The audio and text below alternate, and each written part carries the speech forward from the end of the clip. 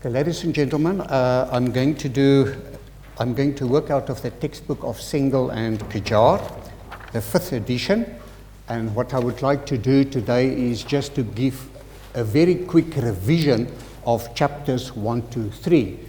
Now, chapters 1 to 3 you did already in MTV 310 last year, in which you have already learned that there are normally 3 modes of heat transfer. The first mode of heat transfer is conduction, then convection, and then radiation.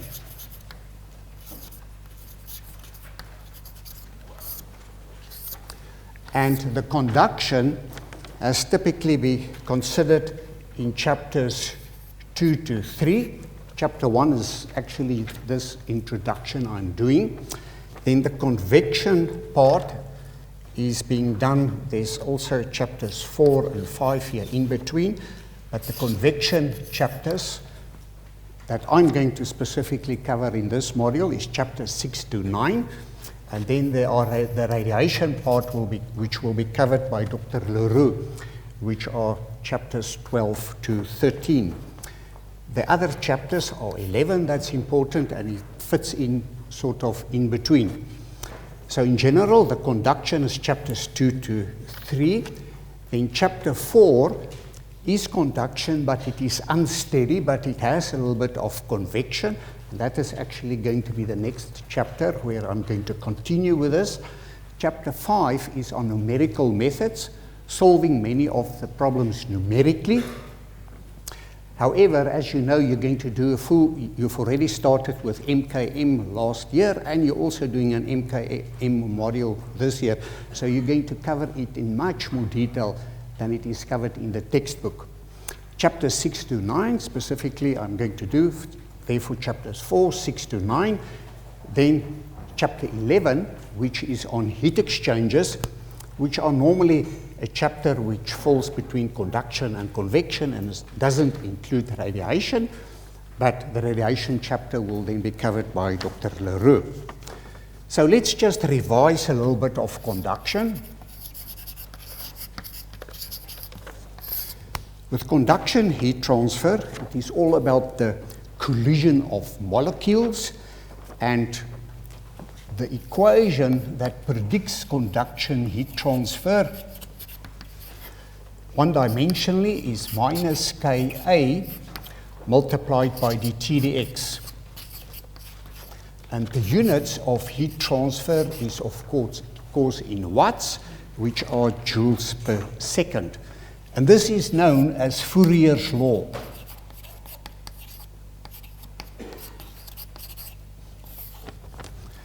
Now, before I continue, let me tell you a little bit about Fourier. He is quite an interesting guy, very capable, and really a brilliant guy. We don't know him only in heat transfer, but in mathematics, you also learned about him quite a lot. He was born in France, and is best known for his work on the infinite series of trigonometric functions that bear his name, and for his development of the mathematical theory of heat conduction. So it's this one. Fourier established the partial differential equations also for the governing heat diffusion that Dr. Leroux is going to cover with you. So he's going to specifically cover one of the chapters in the textbook of White, and then also the Fourier series. And the Fourier transform, the Fourier number, and the Fourier's law of heat conduction are named in his honor. And Fourier is also credited with the discovery of the greenhouse effect.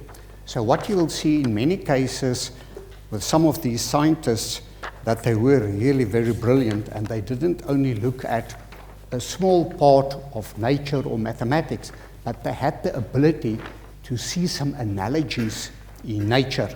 And later on in this material, we're also going to look at typically analogies that we get between forces and heat transfer. So that is Fourier's law. Schematically, if we make a sketch of it, and that is the y scale and that is the x scale, and this is a plain wall. Okay, that's actually supposed to be very long in this direction.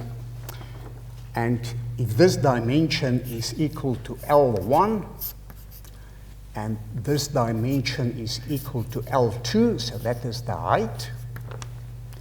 And if we have a temperature distribution or a temperature gradient, let's suppose that temperature is T1 and that temperature is T2, then we're going to have a linear temperature distribution like that. So in general, we can write that the conduction is then equal to minus K. The minus is because of this temperature gradient. It's a negative gradient. Minus K multiplied by the area. And in heat transfer, we are not going to be really sticky about a plus sign or a negative sign in terms of the temperatures. Normally, we take the highest temperature minus the smallest temperature, because it's so easy to see the heat transfer direction. So the heat transfer direction in this case would be from left to right. From left to right, and that is from the higher temperature to the lower temperature, divided by the gradient, which is dt dx dl, so that dimension is equal to L1. There's something that I get a lot of questions about with the first few lectures is specifically on units. So K is the thermal conductivity, and its units is equal to watts per meter Kelvin, but it is also the same in watts per meter degree Celsius.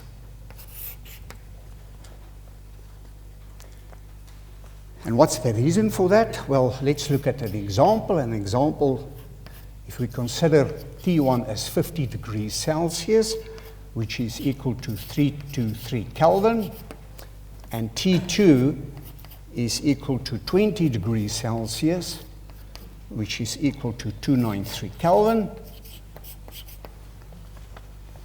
And let's suppose L1 is equal to 30 millimeters, and L2 is equal to 50 millimeters, and K is equal to 10 watts per meter Kelvin, then it will be exactly the same in degrees Celsius. It will be the same unit. What's the reason for it? Well, the reason is if you do experiments and you look at the conduction heat transfer, then it is minus 10 times the thermal conductivity, which is equal to 10. Let me write it the other way around. Yeah, minus the thermal conductivity multiplied by the area, which is 0.030, 50 millimeters, multiplied by 50 millimeters. Then in degrees Celsius, 550 minus 20, the thickness 0.030, and then it works out to approximately 15 watts of heat transfer. If you do exactly the same calculation with the units in Kelvin, so all this is the same, minus 323, yeah, 323 minus 293 divided by the thickness, then you get exactly the same answer. So by doing it experimentally to determine the thermal conductivity, we would get the same answer in degrees Celsius and in Kelvin, and in old units, in Fahrenheit, etc., all the units, Rankine, it will give you the same answer. However, that is not true for radiation heat transfer, and I will get to that a little bit later. What is important always to consider is this value of the thermal conductivity K. In figure 1.31 in your textbook, A figure is given typically of the values of K as a function of temperature. And the temperature starts at 200 Kelvin, which means it is minus 73 degrees Celsius, and it goes to 1400 Kelvin. And it considers it for different materials. Now, the material with the highest thermal conductivity is actually diamond. So diamond, thermal conductivity is the highest by far. Here, it is very difficult to show it here, but typically order of magnitude of 10,000, and then it's a log scale, and then they've got 100 there, they've got 1, they've got 0.1, and 0.01. So remember, it's a log scale. It's not a linear scale. However, this scale, if I remember correctly, is a linear scale. So it clearly shows that the thermal conductivity is a function of temperature. In the original derivation of this equation, it has been assumed that it is a constant value K. It doesn't change with temperature. So that's typically that of diamond. And then we've got silver and copper and gold, typically all lying there. Order of magnitude approximately 100, few hundred watts per meter Kelvin. Then glass would typically do something like that. And then we would get the gases, typically helium, steam, air, etc. All of them is doing something like that. So in general, we've got the gases here at the bottom, and the solids has the very high thermal conductivity, and the closer the molecules are towards each other, normally the higher the thermal conductivity is. So you guys are about 300 students in here. If we would put in this venue another 600, and all of you would sit there next to each other, like this, and if somebody moves his elbow, then most probably it's going to move the person next to him, and the person next to him is also going to move. So you've got that chain reaction. So the heat can move very quickly, diffuses very quickly. With gases, the molecules are relatively far away from each other, so then the thermal conductivity is much lower. So if you look at this graph, typically you would make the conclusion that the thermal conductivity is not constant. However, if you look in table 1.4, it shows for different values of the temperature in Kelvin, it shows the thermal conductivity, the K value of copper as well as aluminium. And it would give the values typically at 100 Kelvin, 200, 300, etc., up to 800. And if you look at this, you'll see the thermal conductivity starts at 482, and it changes. It's a function of temperature, while this one starts at 302. However, what is very important is typically if you look at a temperature difference of about 100. So if the temperature change is approximately 100 degrees Celsius, the change in the thermal conductivity is just going to be 3% over 100 degrees Celsius. While with aluminium, it's going to be 1.3% change in the thermal conductivity. Now later on, you're going to see that in heat transfer, normally we consider ourselves as very lucky and fortunate if we can predict heat transfer rates accurately to plus or minus 10%. In many cases, it is actually plus or minus 20% and even more. So this 3% in most cases for us is not something to worry about, not to be concerned about, but there are always exceptions. For example, if you've got composite materials, the thermal conductivity can be a function of the temperature, and it can be a significant function. And then the easiest is just to solve the equations numerically. But the analytical solution is not going to work. Right, that is conduction. Any questions on conduction? Right, let's continue with convection.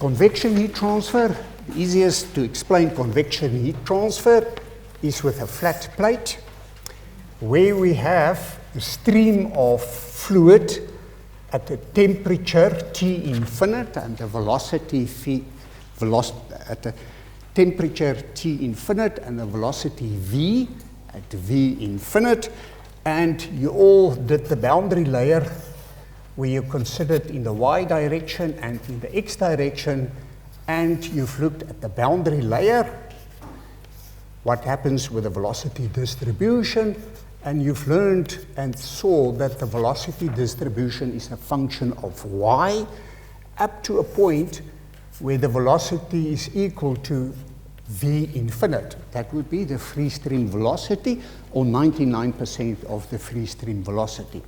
So that is typically what would happen with the velocity distribution. However, if this plate, so that's a plate now, sorry, like that, if that plate is at a temperature Ts, the surface temperature, and the surface temperature is larger than that of the ambient,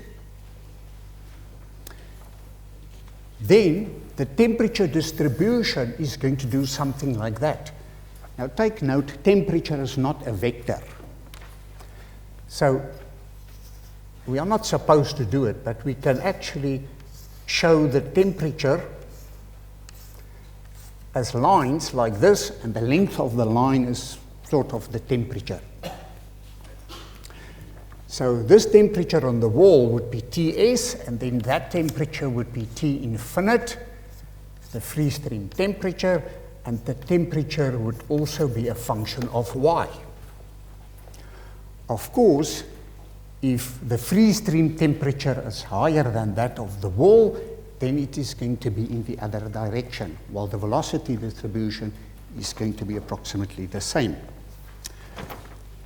Previously, so the heat transfer rate in this case would be from the higher temperature to the lower temperature, so that would be our convection heat transfer in that direction.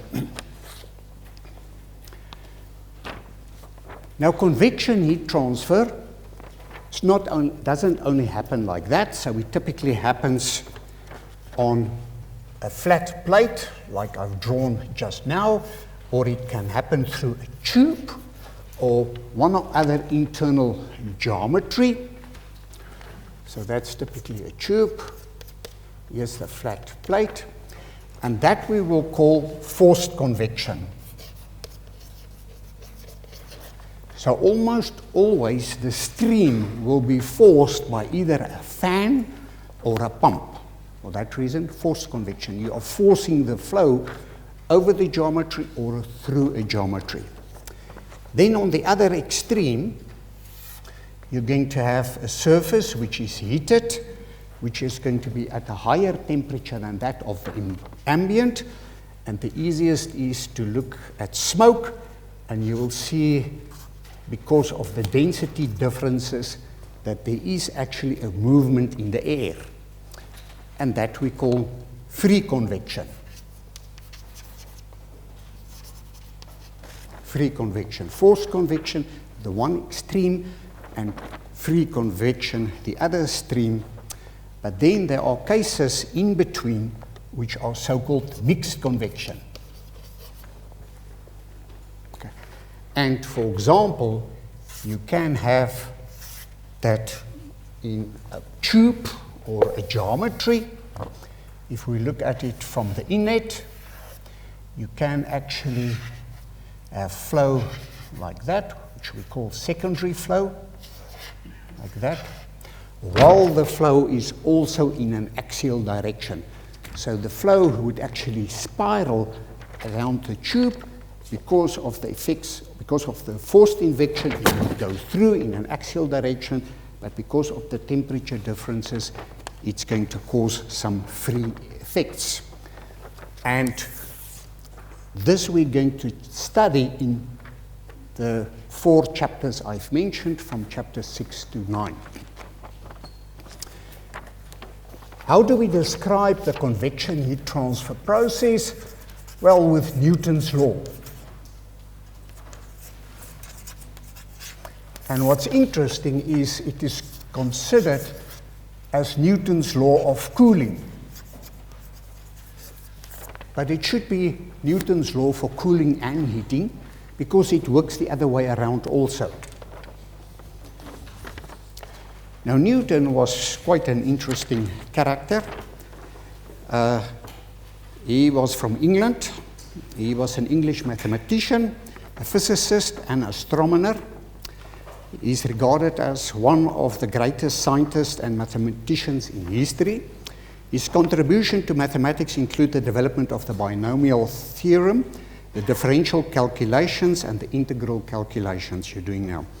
He is said to have conceived the idea of the law of gravity upon the observation of the fall of an apple in 1665, and with the 3 fundamental laws that bear his name and are described in Philosophia Notorious Principle Mathematica, Newton is known as the father of classical mechanics. He showed that each of Kepler's 3 laws of the motion of planets and stars could be derived from the single law of gravity.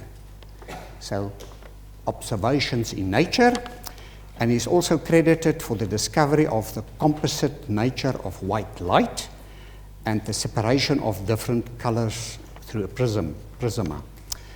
The law of cooling that governs the rate of heat transfer from a hot surface to a cooler surrounding fluid is also attributed to Newton. So take note, Newton's work was about 300 years ago. Fourier's law was about 200 years ago. So the study of engineering and heat transfer as a science is actually not that old. If you go and look at the practice of science, then the first people were actually the philosophers, who almost 3,000 years already started with philosophies and creating theories, etc. And then only later on, I think about 2,000, 2,500 years ago, it was the mathematicians. And then they realized that from mathematics, you can also get the truth in nature, the truth by thinking philosophically about things, and then also literature, more than 3,000 years ago. So if you look at where we are today with heat transfer, you'll see that the other sciences are actually about an order of magnitude further than what we have discovered so far with the laws that we are using in engineering science. So let's continue with Newton's law, which can be written as the convection heat transfer is equal to the heat transfer coefficient multiplied by the surface area multiplied by the surface temperature minus the free stream temperature.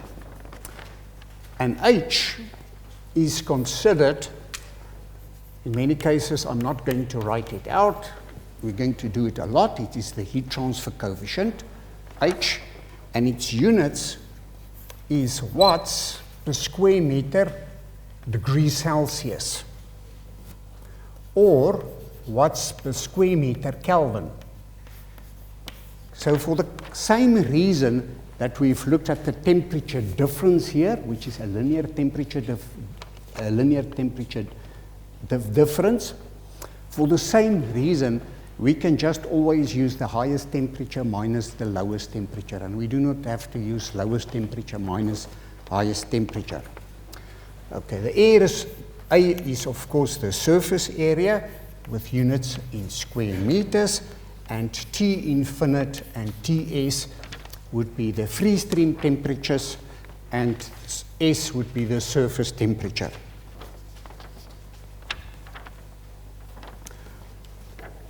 What is important is table 1.5. Not that you have to go and learn everything, but once you've started getting familiar to heat transfer, you will see that the value of the heat transfer coefficient is going to depend a lot on the type of heat transfer that occurs in terms of forced convection up to free convection and anything in between. So typically, you will see that for free convection of gases, the heat transfer coefficient would be in order of 2 to 25. Then for the free convection of liquids, it will vary between 10 and 1,000, so significantly higher, about an order of magnitude. And then forced convection, so take note, FR, I'm just using for free convection, FC for forced convection. So the forced convection of gases, the heat transfer coefficient would vary between 25 to 250, while for liquids, it would vary between about 50 and 20,000. And beating all of them would be boiling and condensation. Boiling and condensation, and they will have heat transfer coefficients typically from 2,500 up to 100,000. Very, very high. Now that should give you an idea if you want to design a heat exchanger and you realize what is happening here. It shows to us that one of the most effective ways of transferring heat, making something warmer or taking the heat out, is when we have boiling and or condensation. So the air conditioner, for example, which are being used here, makes use of a vapor compression cycle. You've done it in thermodynamics. And there's a process of boiling and condensation. And the huge advantage with boiling and condensation is during that process, the temperature doesn't change, and there's actually a lot of heat in it. So it takes a lot of heat to take a liquid and to boil it, and or have a liquid that is superheated or a gas that's superheated, and by condensing it. Most of the heat are actually during those processes. And later on, when we get to chapter 11 on heat exchangers, you're going to see very clearly that those would be the most effective type of heat exchangers available would be when one or both of the sides are actually in the process of boiling and or condensing. The last mode of heat transfer is radiation. Radiation heat transfer. And that is where energy is being emitted in the form of electromagnetic waves, of photons, and no intervening medium is necessary. That is why we get the heat from the sun. There's no medium in between, except now very close to the Earth, about 10,000 meters, where we've got an atmosphere. But once you're outside the atmosphere, there's sort of nothing. And for that reason, the radiation heat transfer is actually at its best in a vacuum or when there's no gas or anything in between. Now, the radiation heat transfer equation is being described as the emissivity multiplied by the StefanBoltzmann Constant multiplied by the surface temperature, and take note, temperature to the fourth minus the surroundings. Let's rather write it like this, the surrounding temperature to the fourth.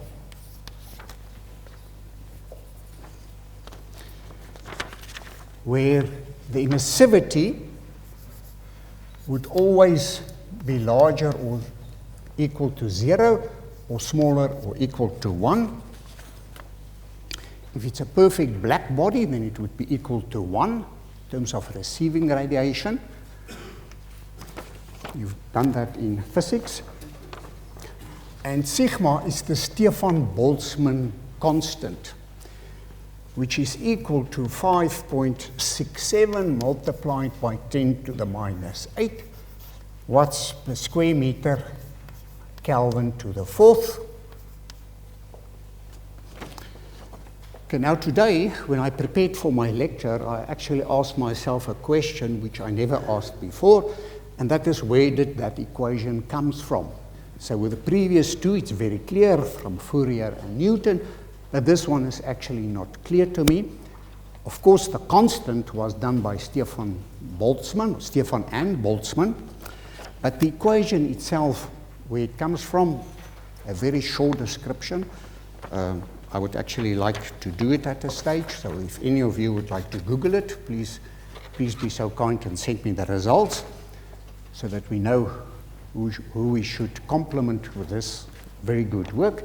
Because you can see this equation is much more complex than that of the other two equations. And it's actually very interesting that it is not being done in the textbook to specifically identify who this equation belongs to. But the little I could do, I could found that Planck was one of the people that did a lot of work, and there were actually in physics a few laws of Planck. And I think it seems as if maybe it did come from that work. But again, I would just like to say something about that temperature difference, like I did with the conduction heat transfer and the convection heat transfer. Again, if we've got the example of the surface temperature being equal to 50 degrees Celsius, and the temperature of the surroundings is equal to 20 degrees Celsius. This surrounding temperature, you're going to consider it later on in the radiation heat transfer. If you've got a body that is being heated to 50 degrees Celsius, and the temperature of the environment is 20, then we do not use a temperature of 20, but that temperature is actually the temperature outside the atmosphere. Okay, so it is not 20. Normally it is in the order of minus 20, which are typically used as an average value, but you're going to get that to that a little bit later.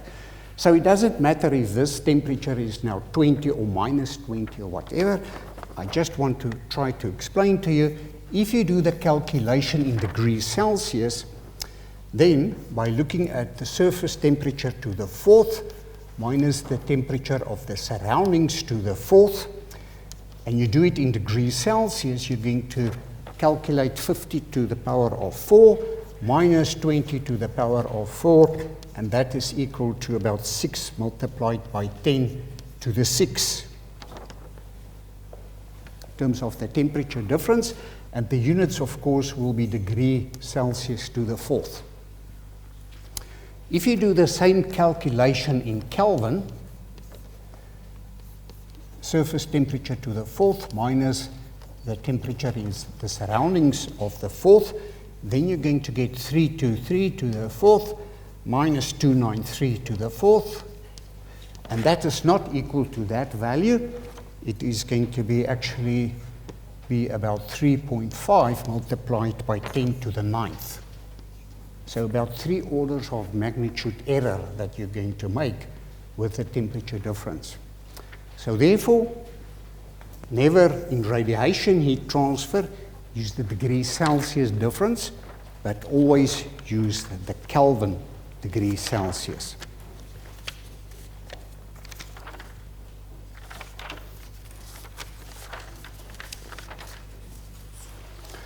Okay. Something that's also very important in these first 3 chapters is that although we've looked at heat transfer now as conduction, convection, and radiation, in many cases there are 2 or more modes of heat transfer. Let's make that Q. Q of conduction, Q of radiation. Heat transfer because of convection, convection, conduction, and radiation. The three modes of heat transfer. So in many cases, with a conduction problem, if you've got a surface that has been heated to a very, very high temperature, and you're interested in the temperature in the center, then you need to look at the conduction heat transfer as well as the radiation heat transfer. If you look at heat exchangers, which are very well insulated, typically you will look at conduction heat transfer only, except when you consider the heat transfer from the one stream to the other stream, where there always should be a wall in between. Now, in many cases, there might be a temperature difference over this wall, and therefore we need to take into consideration the conduction heat transfer also. So we cannot, in all cases, consider heat transfer as one of the three. In many cases, it can be more than one of these modes together.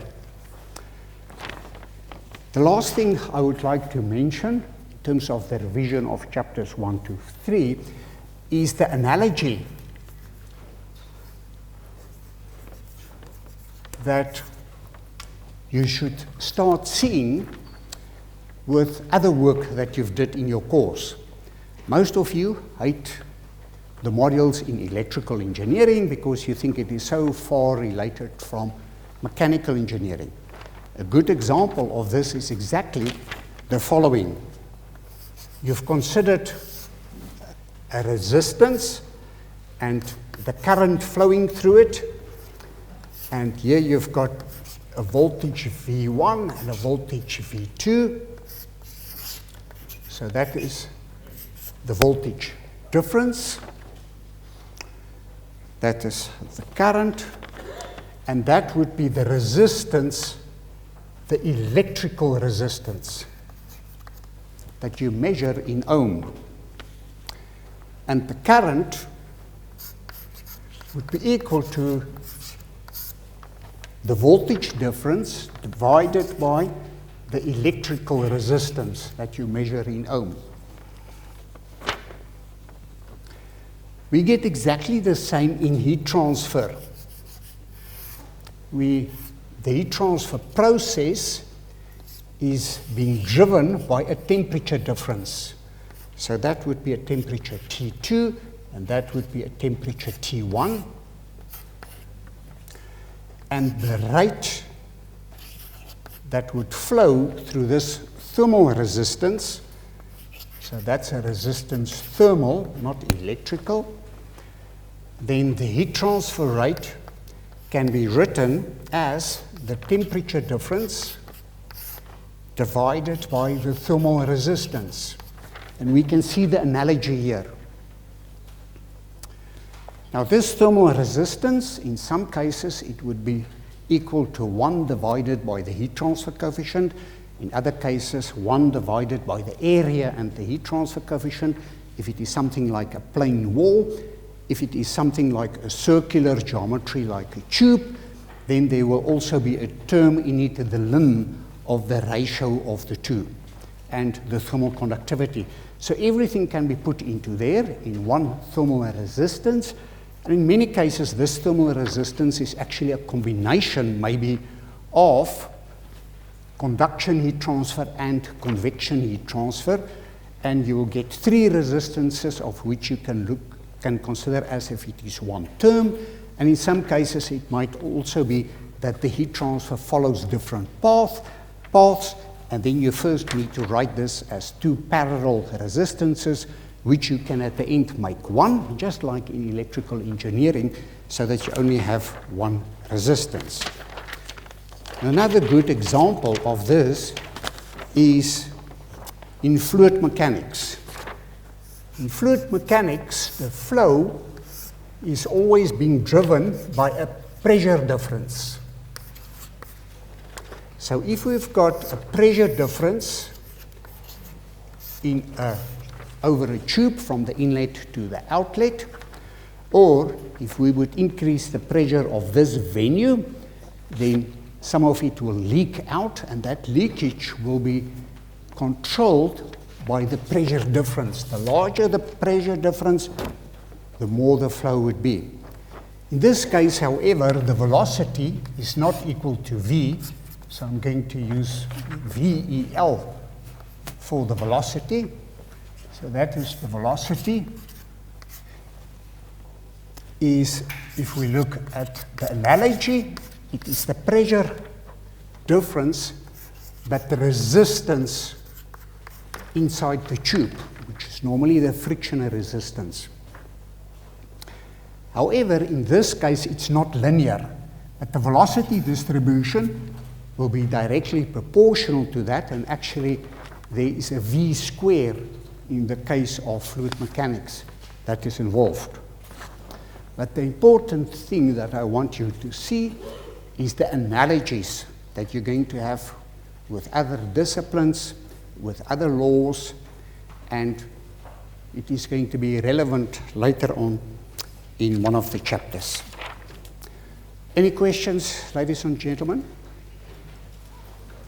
There's a question there. I just want to ask about the T surroundings there for the radiation. You gave us T intensity equals to 20, and T surroundings is negative 20. I just want to know, if you don't give us a T surroundings, is negative 20? Yeah, so the question is this: T surroundings temperature of minus 20. When should you use that, and when should you use the T surroundings temperature of maybe 20?